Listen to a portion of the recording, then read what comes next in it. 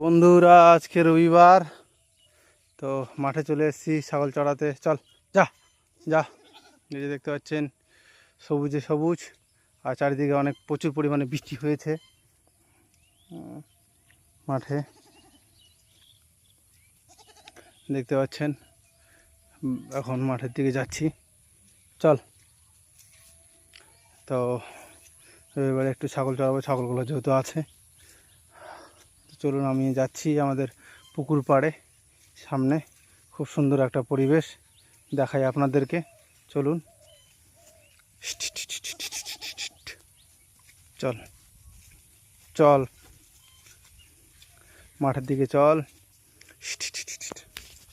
তো এই যে আমাদের মাঠে কাছাকাছি চলে এসেছি, আর নতুন ওই ব্রিজ।